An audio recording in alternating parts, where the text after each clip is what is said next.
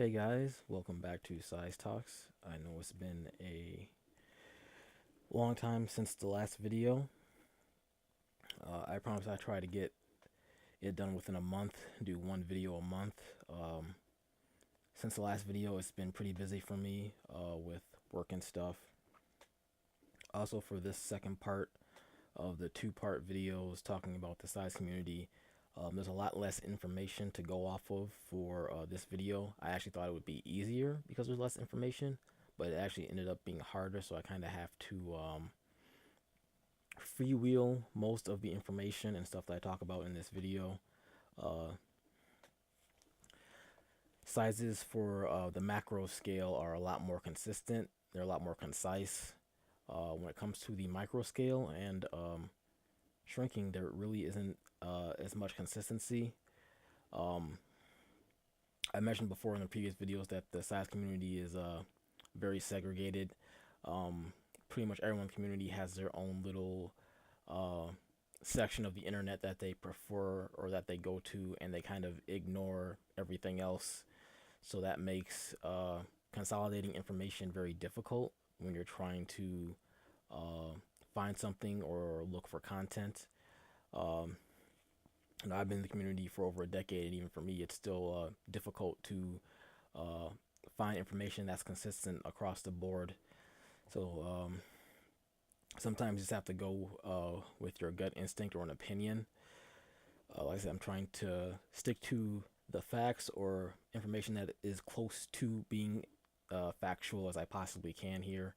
So like I said, I want this channel to be used and the videos to be used as kind of a guide for people who are not familiar with the community or are new to the community. So I want the information to kind of be consistent across the board as much as possible. Um, that being said, I want to get right into it. Um, Much like with the macro video, when discussing micro, there are categories of size going in the other direction. When you start talking about smaller people or humanoids, uh, obviously the last video is gonna where I'm gonna start here.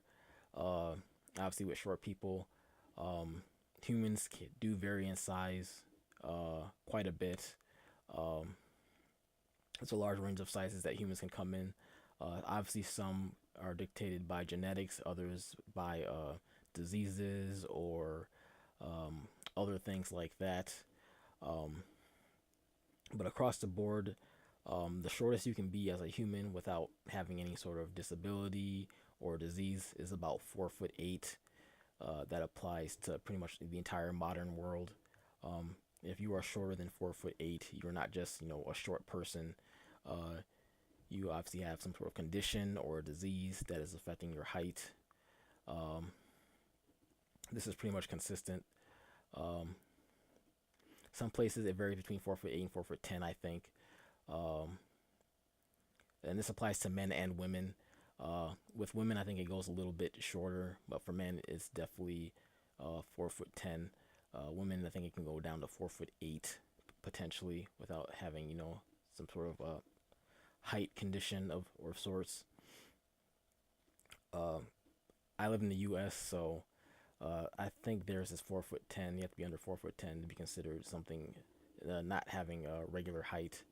Um, Obviously, this doesn't apply to if you're younger, if you're a teenager or a kid and you're going through puberty or still in puberty.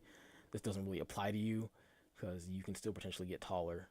Um, but this applies for an adult over the age of 21. You've more than likely finished puberty. You stop growing at this point, so this doesn't really affect you as much per se.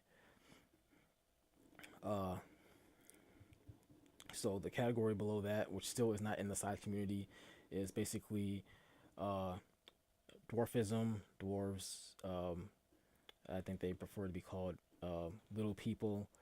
Um, Again, this is still considered to be within the range of normal human height.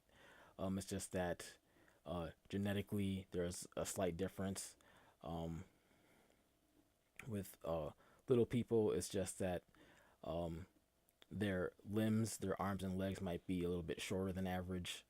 Um, they would potentially still have a normal sized torso and head, Sometimes they do, sometimes they don't. Um, and the height in this range can also vary a bit. Obviously, this would be under the 4'10", 4'8" range. I'm not actually sure how small it goes per se. Um, I think the shortest is probably around somewhere between 2 to 3 feet. Uh, like I said, with human height, there's definitely a lot of range. Um, but I didn't want to spend too much time on those two categories.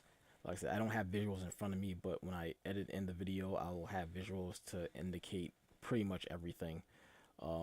You'll see them on the screen when the video actually goes up, because I do the audio first and I edit it in later before I upload it to YouTube. Um, but yeah, the size community and size content does not focus on just being short or little people. That would obviously be offensive. Um, Also, that's an entire different category of content that I'm not going to get into. But I'm mentioning in the video, obviously, to differentiate them from stuff that's actually in the size community. Just for the newer people or people who just might not know any of this. Uh, so we'll get into it. The actual biggest of the small categories, like I said, there's no really defined name for any of these, so I kind of have to go with something and hope it's accurate enough for the purposes of the video.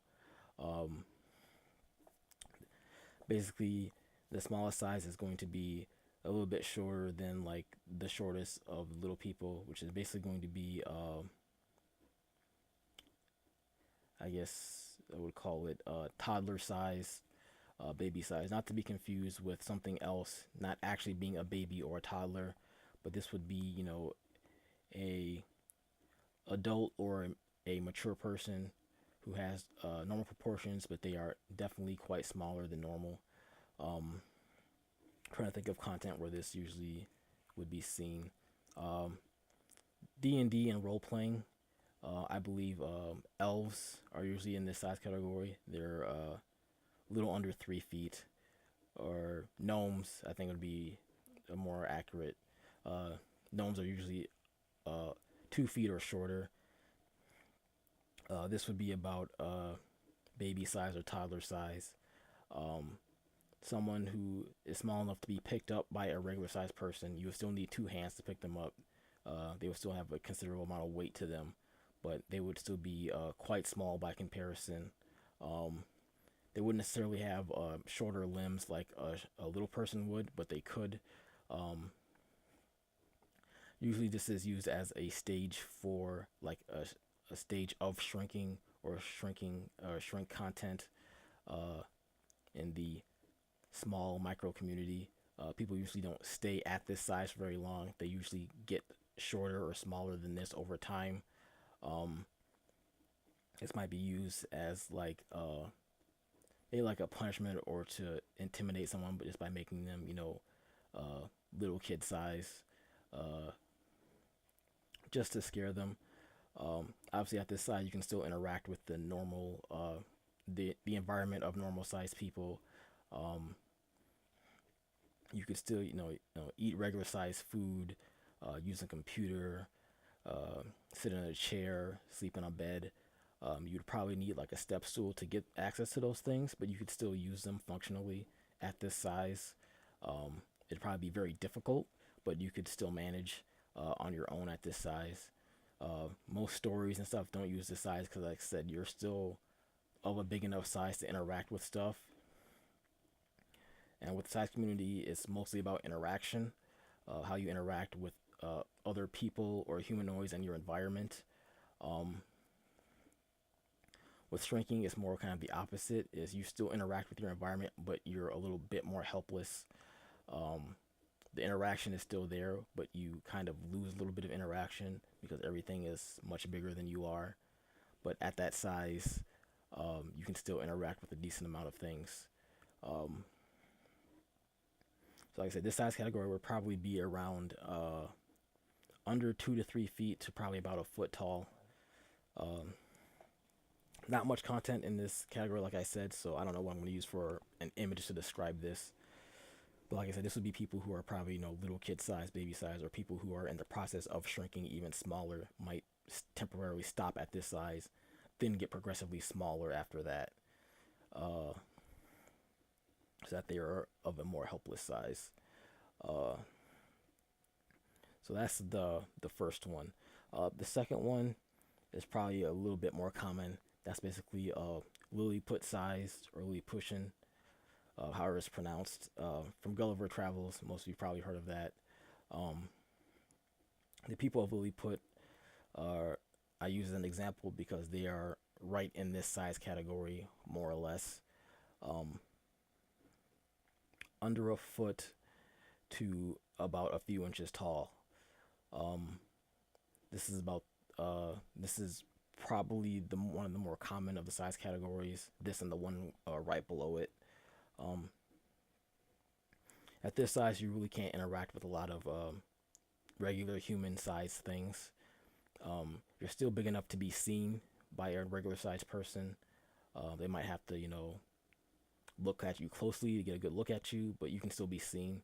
Um, like food and objects, you could still get to, but you would definitely need the help of someone who was much bigger than you are. You would not be able to get your own food. You could survive on your own for a little bit, but without access to, food, water, stuff like that, it'd be very difficult. Um, at this size, you could be picked up in one hand by someone who is larger than you are. You wouldn't have much weight to you. You'd probably only weigh like a few ounces at most. Um, Definitely a fantasy size. This is a common size used for a lot of stories and kind of like I mentioned, Gulliver Travels. Uh, Very popular, very common. Um, Other cartoons and stuff usually parody this size category very often. A lot of cartoons, children cartoons, and stuff like that. Even TV shows often make parodies of Gulliver Travels. Um, it is popular uh, in that sense. Uh, Also, kind of easy size category to do as well, since you could just make objects that are kind of scaled up to someone who would have been shrunken or naturally started out at in this size category of being, under a foot to a few inches tall. Um, Still a decent amount of interaction that you can have at this size.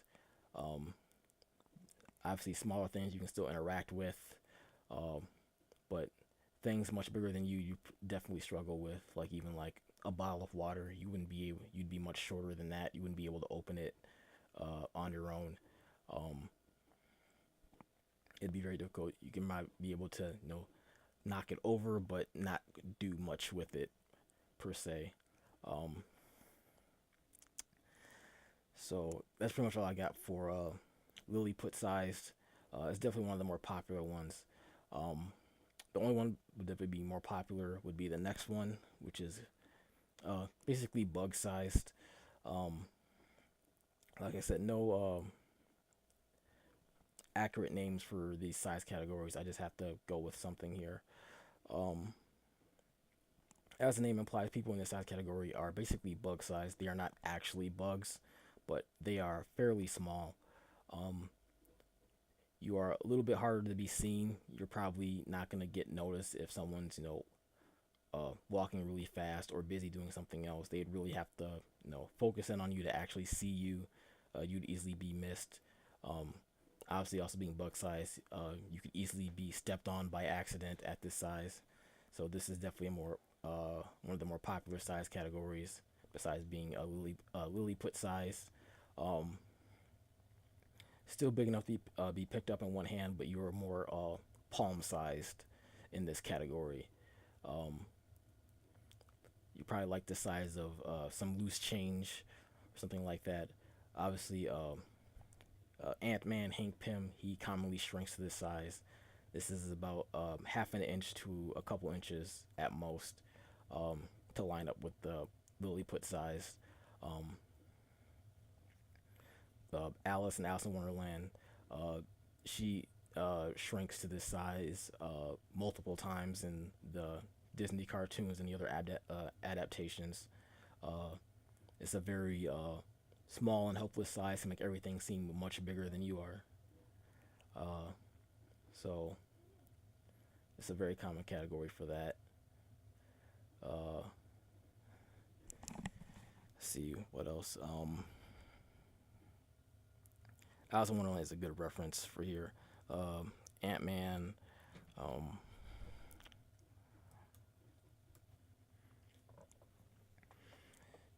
so just as a bit of an aside, this size category, bug size and Lilliput size, they often overlap. Um, Unlike with macro, where your size categories are much more defined. Um, I keep mentioning it over and over again. Um, but these two combined tend to have the most amount of content, and they are the most popular. Um, a lot of media focuses on people who are in this size category. So these are the size categories that most other people who are in the size community use for their stories, uh, content like live action made content, um, comics, uh, comic books, comic strips, um, anything of that, drawing and collages you've probably seen online before. Um, a lot of content in this size category has influenced a lot of us, myself included, uh, dealing with people or the humanoids who have shrunk or were already small enough to fit in one of these two size categories. So combined, they are the most popular, but I can't really definitively say one is more popular than the other. Lilliput size is fairly popular on its own, and bug size is also fairly popular on its own. So I would say that combined, they are the most popular uh, of the micro shrunken size categories, um, more so than the other three, which I still have to get to the uh, fourth and final one. Um, and that one is basically microscopic. Um, Not much to really say about the size category. Much like with giga sized in the macro scale in the size community, um, micro is pretty much the exact opposite, the polar opposite. Um, in this size category, you pretty much have the complete lack of any and all interaction with pretty much anything. Um, you cannot be seen by normal sized people, or even other people who are shrunken would not be able to see you in this size category. Um, you are obviously smaller than uh, a Lilliput or a bug sized person. Um, you literally cannot be seen unless someone had a decent magnifying glass or a microscope and they knew you were there. Uh, and even then, they wouldn't really be able to interact with you. They wouldn't be able to hear you. You'd be able to see them and hear them probably, um, but there would be no interaction between the two other than maybe being able to see you with some sort of tool. Um, Ant Man very rarely shrinks to this size. Um, Obviously, he doesn't stay this size very long because even for him, it's dangerous. Um, it borderlines on basically being non-existent. If no one can see you, no one knows you're there, then you're basically non-existent for the most part. It's not quite like being, dead or not born, but it's in that same vein of you don't really exist uh, to people who are of a much larger scale and size. Um, Stories and content usually don't focus on this size category at all because there's just no interaction you can do being microscopic. Um, Interacting with germs and bacteria really isn't appealing to anyone. Um, Even with cartoons and stuff, people who get shrunk to this size is usually as a form of punishment, or someone's being vindictive. They shrink someone to microscopic size just so they no longer exist, more or less, so they can't be seen by anyone. Um, if they're that small, obviously they can't be seen. They can't be helped. They're completely helpless, defenseless. Um, all that stuff.